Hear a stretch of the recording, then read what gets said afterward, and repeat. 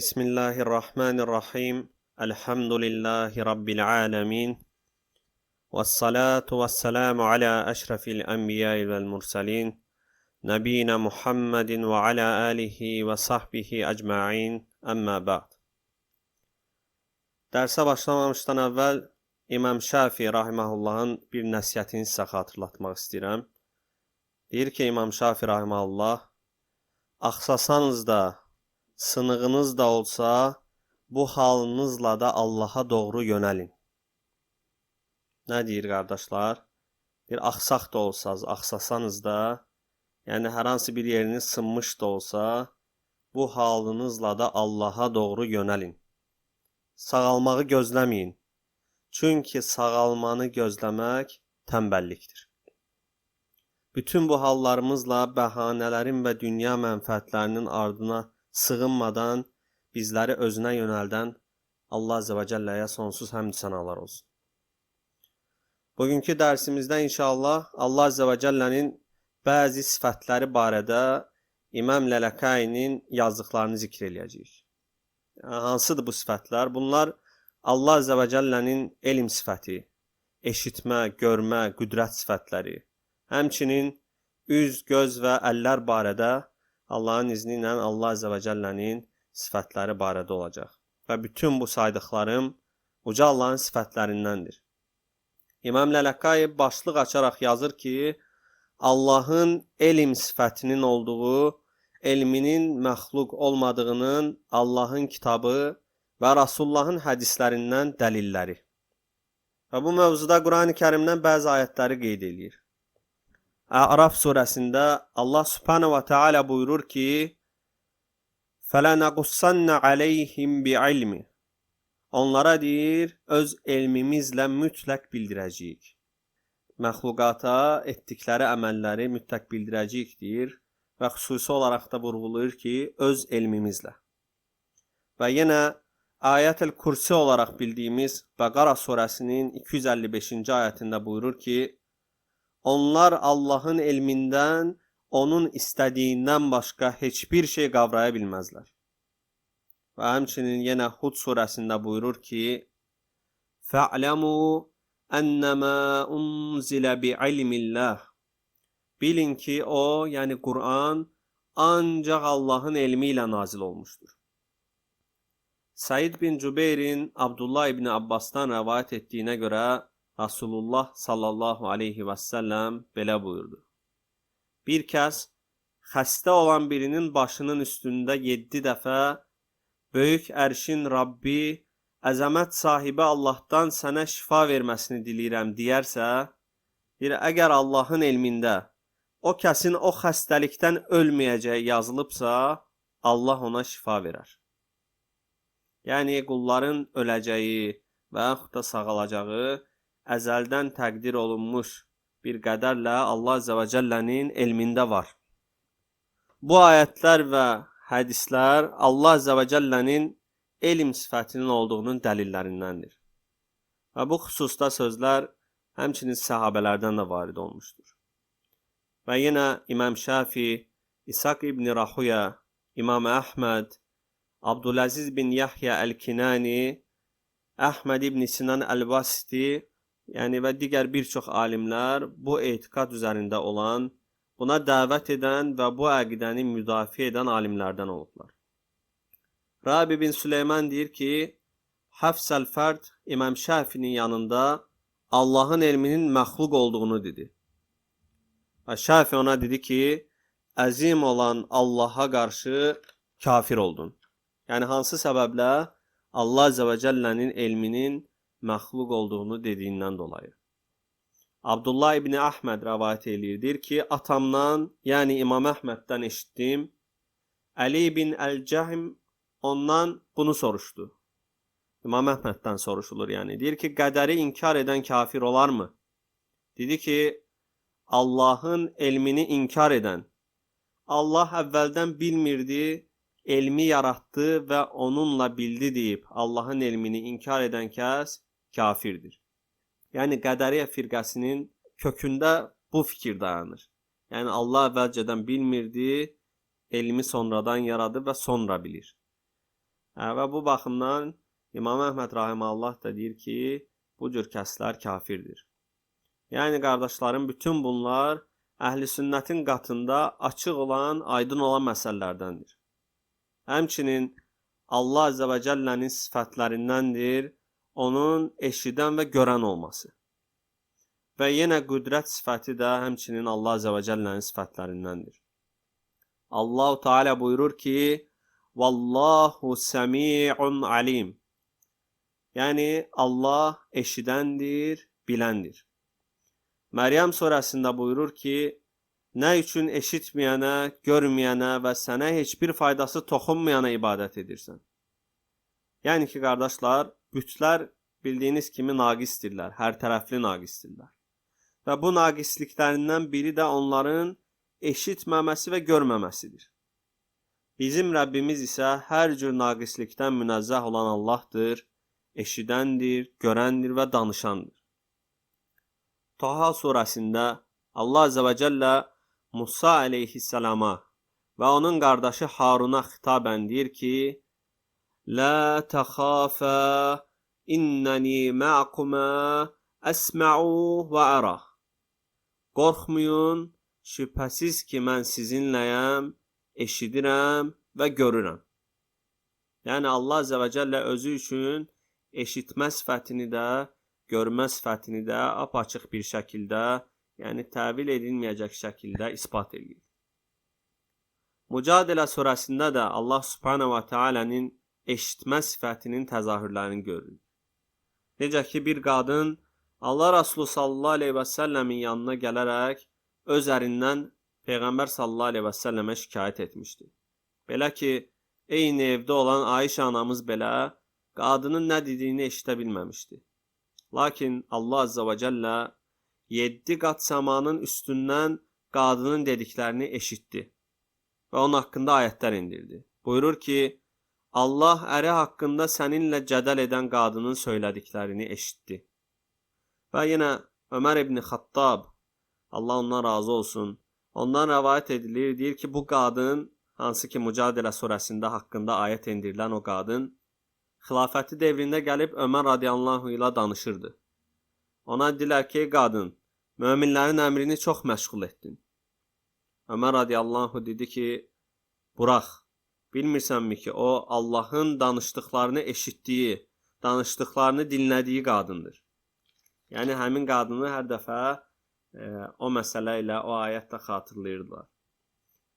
Abu Hureyranın rəvayət etdiyi hədisdə Rasulullah sallallahu aleyhi və səlləm və kənəllahu səmi'ən bəsirə ayətini, yəni Nisa surəsindəki bu ayəti oxudu və işarət barmağını və baş barmağını gözünün və qulağının üzərinə qoydu. Bu hədisin sənədi İmam Müslimin şərtlərinə görə də səhihdir. Yəni bu cür etməsi onu göstərir ki, həqiqi mənada görmə və həqiqi mənada eşitmədən gedir söhbət. Buxaridə və digər mötəbər hədis kitablarında keçən hədisdə Rasulullah sallallahu aleyhi və səlləm səhabələrin dua edərkən səslərini yüksəltdiklərini gördükdə belə demişdi. Özünüzə mərhəmət edin, yəni özünüzü çətinliyə salmayın. Siz nə eşitməyənə, nə də var olmayana dua etmirsiniz. Yəni sizin dua etdiyiniz Allah eşidəndir. Bu hadisə sahabələr Rasulullah sallallahu aleyhi və səlləmlə birlikdə qəzvədə olarkən əshabın yüksək səslə təkbirlər gətirib dua etdikləri zaman baş vermişdir. Həmçinin Buxari və Müslimin rəvayət etdiyi bir digər hədisdə Əbu Abdurrahman Əbu Musa əl-Əşaridən Rasulullah sallallahu aleyhi və səlləmin belə dediyini rəvayət edir. Eşitdiyi bir əziyyətdən dolayı Allah-u Teala'dan daha səbirli olanı yoxdur.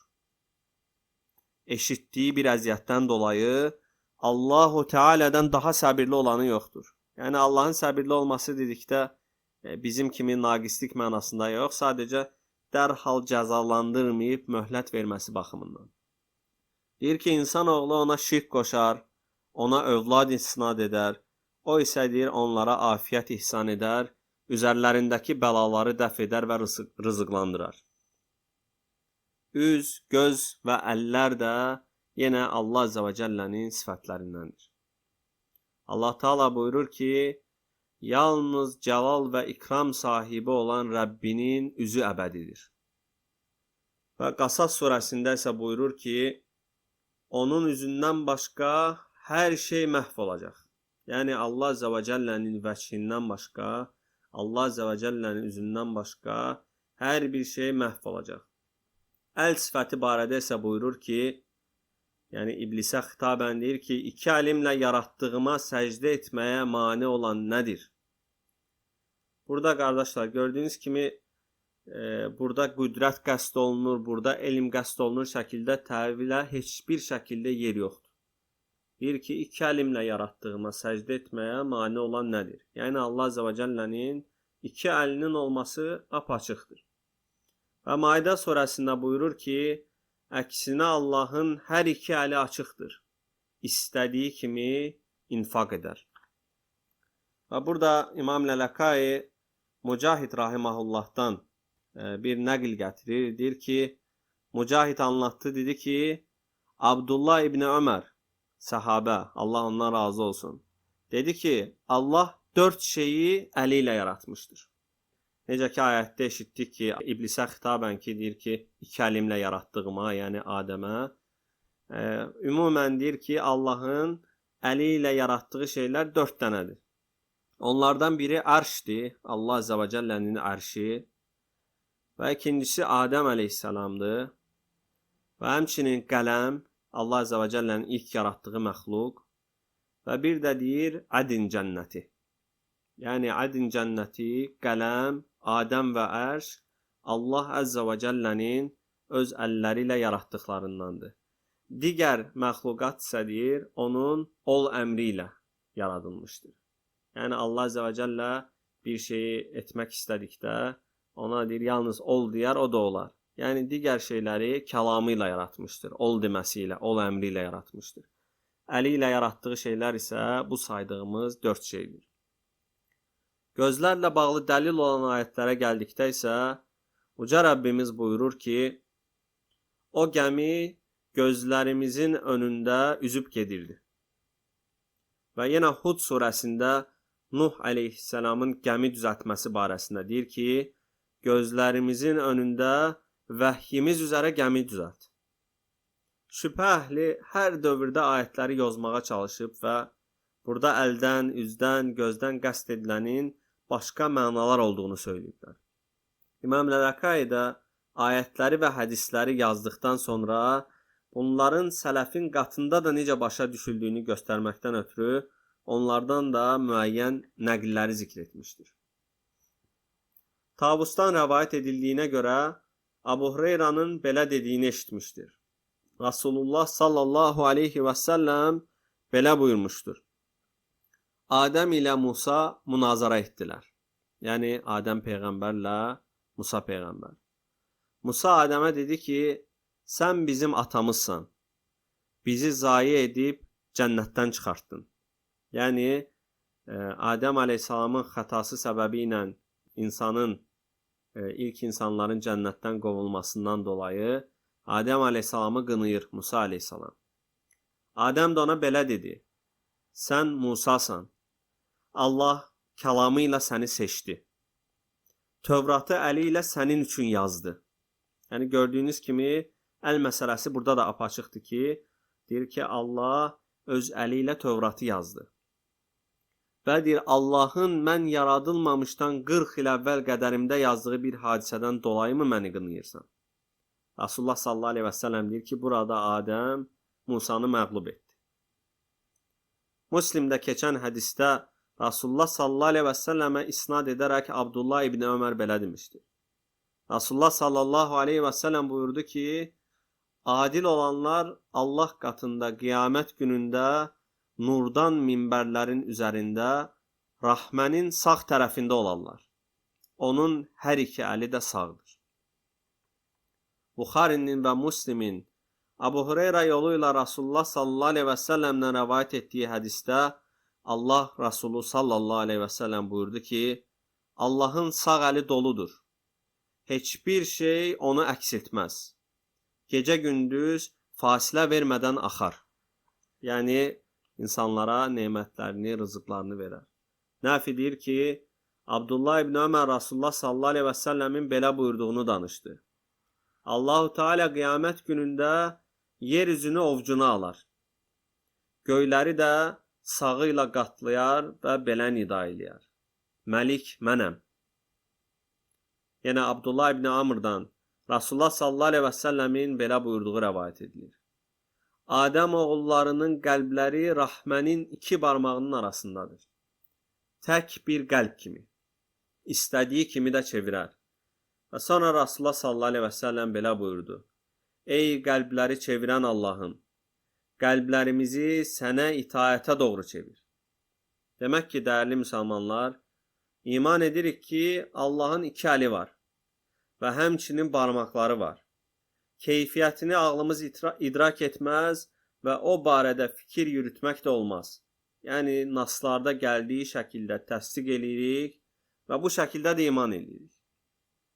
Gözlərə gəldikdə isə, yəni əvvəldə ayətlərdə oxudum gözlər haqqında, hansı ki, o ayətlərdə gözlərimiz ifadəsi olaraq keçirdi. Abdullah ibn Abbasdan rəvayət edilir ki, gözlərimiz ifadəsini açıqlayarkən əli ilə gözlərinə işarət edərdi. Yəni, bu ifadənin həqiqi göz mənasında olduğunu vurğulamışdır. Həmçinin Rasulullah sallallahu aleyhi və səlləmin öz ümmətinə Dəccala qarşı xəbərdarlıq etdiyi səhih hədisdə belə dediyi rəvayət olunur. O yalançı, yəni Dəccal, o kördür. Rəbbiniz isə kör deyildir. Yəni, bu da onu ispat edir ki, Rəbbimiz Əzzə və Cəllə görəndir, yəni göz sahibidir. Xatırlayırsınızsa, İmam Əhməddən də oxumuşduq ki, deyirdi ki, sünnət Quranı təfsir edər. Və bir də bu ayətlərin, yəni bizlər də bu ayətlərin hədislərlə təfsirini sizlərə gəldiyi şəkildə çatdırırıq. Və üzlə bağlı ayətlərin izahına gəldikdə isə, Əbu Musa əl-Əşəridən rəvayət edildiyinə görə dedi ki, Rasulullah sallallahu aleyhi və səlləm aramızda qalxıb çox vacib 4 kəlimə söylədi. Dedi ki, şübhəsiz ki, Allah yatmaz. Yatmaq da ona yaraşmaz. Əməl tərəzisinin kəfələrini endirər, qaldırar. Kəfələr də, qardaşlar, Azərbaycan dilində tam qarşılığı nədir bilmirəm. O, keçmişdəki tərəzilərdə 2 gözü var idi. Bəlkə də göz desək daha doğrudur. 2 gözü olardı tərəzinin. Bir gözünə daş qoyardılar, müəyyən çəkilər. Bir gözünə də nə çəkiləcəksə onu qoyardılar. Yəni, kəfə dedikdə qəsd olunan şey odur. Yəni, həmin tərəzinin kəfələrini endirər, qaldırar. Və məna olaraq da gəlir ki, yəni rızıqları genişləndirər və daraldar. Gecə işlənən əməl gündüz olmadan, gündüz işlənən əməl də gecə olmadan ona ərz edilər. Və əsas yeri burasıdır, deyir ki, pərdəsi nurdur və o pərdəni açsa, üzünün nur parıltıları, yəni gördüyü hər şeyi yandırardı. Bu da yəni Allah Azə və Cəllənin üst sifətinin isbatı ilə bağlıdır. Və həmçinin Əbu Bəkrin atası Abdullah ibn Qays, yəni ondan rəvayət edildiyinə görə Rasulullah sallallahu aleyhi və səlləm buyurdu ki, Firdevs cənnətləri ikisi qızıldandır. Yəni onun bəzəkləri, onun qabları və içindəki hər şey qızıldandır. İkisi də gümüşdəndir. Onun da bəzəkləri, qabları və içindəki hər şey gümüşdəndir. Bu cənnətlərin sakinləri ilə Rəblərinə baxmaq arasında Ədin cənnətlərindəki sadəcə üzünün üzərindəki kibriyə pərdəsi vardır. Yəni, bu cənnətlərin, Firdevs cənnətlərinin sakinləri ilə Allah Əzə və Cəlləyə baxmaq arasında Ədin cənnətindəki bu ucalıq, ululuq pərdəsi var. Və cənnətin çayları deyir, Ədin cənnətlərindəki bir bulaqdan çıxar və sonra çaylara bölünər, çay olarlar. Yəni, burada da yenə Allah Əzə və Cəlləyə üst sifəti ispat olunur. Deyir ki, cənnət əhli sadəcə bir pərdə səbəbi ilə davamlı şəkildə ona baxmaqdan mane olunurlar. Və üzə vurmağın qadağan olunması barədə çoxunuzun məlumatı var təbii ki. Səbəbi barədə yenə hədislərdə gəlir ki, Rasulullah sallallahu aleyhi və səlləm belə buyurmuşdur. Sizdən birisi qardaşı ilə döyüşəcək olsa, üzə vurmaqdan çəkinsin. Çünki Allah Adəmi öz surətində yaratmışdır. Yenə başqa bir hədisdə deyir ki, üzə söyməyin. Çünki Allah-u Teala Adəmi öz surətində yaratmışdır. Hətta Rasulullah sallallahu aleyhi və səlləmdən Allahın üzünə sığınması barədə səhih hədislər də varid olmuşdur. Cabir ibn Abdullah deyir ki, o üstünüzdən və ya altınızdan əzab göndərməyə qadir olandır. Ən'am surəsindəki ayətdir. Bu ayət nazil olduğu zaman deyir, Rasulullah sallallahu aleyhi və səlləm Allahın üzünə sığınıram demişdir. Yəni, əzab haqqında ayət nazil olduğu zaman o ayəti oxumuş və sonra demişdi ki, Allahın üzünə sığınıram.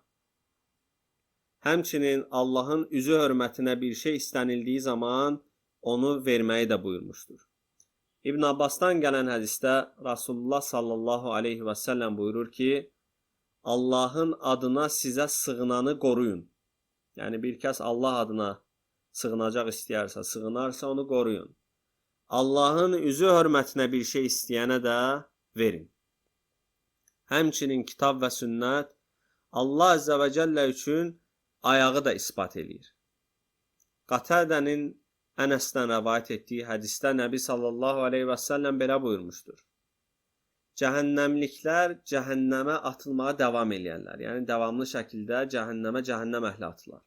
O da, yəni cəhənnəm də yenə varmı deyər. Nəhayət Allah Əzzə və Cəllə ayağını onun üzərinə qoyar. O zaman cəhənnəm tamam bəsdir deyər. Bu barədə bir çox hədis kitablarında və həmçinin Quran ayətlərindən bəzilərinin təfsirlərində də kifayət qədər dəlillər mövcuddur. İmam Lələkai həmçinin Allahın güldüyünə dair hədislər də zikr etmişdir. Ə'racin Əbu Hureyradan rəvayət etdiyinə görə Rasulullah sallallahu aleyhi və səlləm belə buyurub. Allah-u Teala iki adama gülər. Bunlardan biri digərini öldürmüş, ikisi də cənnətə girmişdir. Necə olub bu? Biri Allah yolunda savaşarkən öldürülüb. Sonra Allah onu öldürənə tövbə nəsib eləyər. Yəni, o birincini şəhid eləyən var, ona Allah tövbə eləyib İslam'a girməyi nəsib edər. O da Allah yolunda savaşar və şəhid düşər. Bunların ikisi də cənnətə düşən kəslərdir və deyir ki, Allah Əzzə və Cəllə bunlara gülər.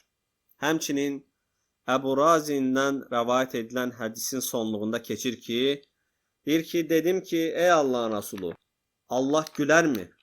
Rasulullah sallallahu aleyhi və səlləm buyurdu ki, bəli, gülən bir Rəbbin xeyrindən məhrum qalmarıq. Və ki, rəvayət eləyir, deyir ki, sizdən Rəbbiniz gülərmi deyə soruşularsa, deyin ki, sələfimizdən belə eşitmişik. Və bu cür hədislər və bu cür nəqillər Quranın da bizə xəbər verdiyi isimlərin və sifətlərin təfsiridir, izahıdır. Sufyan ibn Uyeynənin də dediyi kimi, Allah Teala'nın Quranda özünü vəsf etdiyi hər vəsfin qiraəti onun təfsiridir. Yəni, nə oxuyuruqsa, nə qiraət eləyiriksə odur. Zahirində gəldiyi kimidir, yəni olduğu kimi qəbul edilir. Bu cür hədisləri isə ancaq küfür, bidət və hava əhli rədd eləyər. Bunu bəzən həvalarına görə təfsir eləyərək, yozaraq, təvil eləyərək eləyirlər ki, bu barədə İmam Əvzai Zuhridən və Məquldən nəql edir ki, hədisləri gəldikləri kimi qəbul edin, rədd etməyin və ya həvaya görə təvil etməyin. Ya da qardaşlarım, hədisləri rədd etməklə, yəni bunu eləyirlər. Hətta bəzilərinin bu hədislərə nifrət etdiklərini də görə bilərsiniz. Bəqiyyə deyir ki, Əvzai mənə belə dedi, ey Əbu Muhammed, Peyğəmbərimizin hədislərindən nifrət edən bir qövm üçün nə deyərsən? Deyir ki, belə cavab verdim, bunlar pis bir qövmdür.